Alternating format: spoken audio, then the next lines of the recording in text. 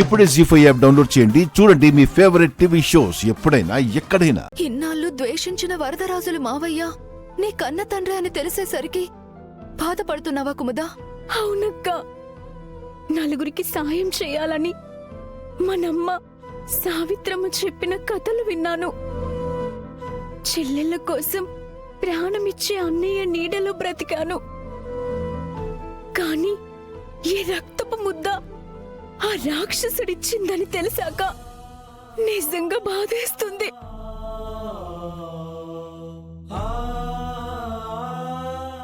అమ్మా కుముదా,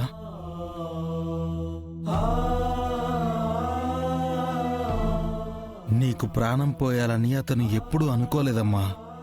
అలా అనుకుంటే నిన్ను కారుతో తొక్కించాలని ఎందుకు ప్రయత్నిస్తాడు? 2-3 సార్లు నీ మీద విషప్రయోగం కూడా చేశాడు. నిజం బయటికి రాకముందే నిన్ను ఈ భూమి మీద లేకుండా చేయాలని చూశాడు. తీరా తెలిసాక నిన్ను ఇంటికి తీసుకువెళ్తానని పంచాయతీలో శిక్ష పడకుండా తప్పించుకున్నాడు. అందుకే అన్నయ్య ఆయన పిలిచినా నేను ఆ ఇంటికి వెళ్ళలేదు.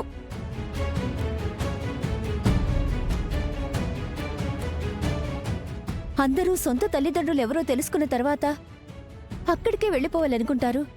కానీ నీకు వెళ్ళాలి అనిపించట్లేదు అంటే ఇప్పటికైనా అర్థం అవ్వాలి వరదరాజులు మావే చేస్తుంది ఎంత పెద్ద తప్పో.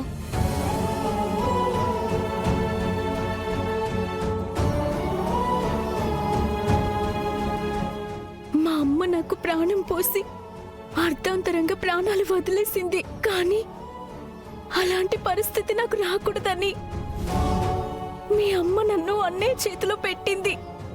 అప్పట్నుంచి నా జీవితంలో ఏ కష్టం రాకుండా అన్నయ్య చూసుకుంటున్నాడు. ఇంత గొప్ప అన్నయ్యని వదిలేసుకొని ఏ చెల్లైనా ఎక్కడికి వెళ్తుంది? అది కాదు కుముదా, ఇన్నాళ్ళంటే గంగా బావ మీ అన్నయ్య అనుకున్నావు.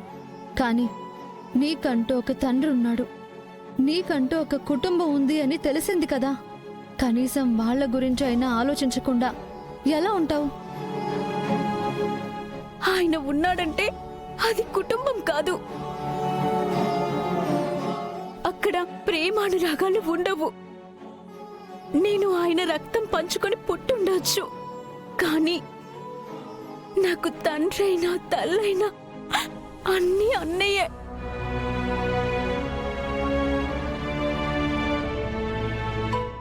నేను రక్తం పంచుకొని పుట్టిన చెల్లెల్ని కాదని తెలిసిన అన్నయ్య నన్ను తన సొంత చెల్లిలాగే ఇంటికి తీసుకొచ్చాడు.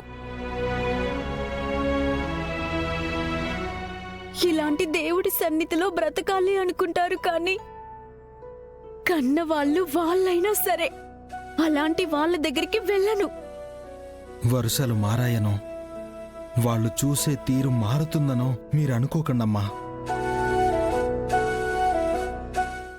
జీ5 యాప్ డౌన్లోడ్ చేసి అన్ని ఎపిసోడ్స్ పూర్తి ఉచితంగా చూడండి.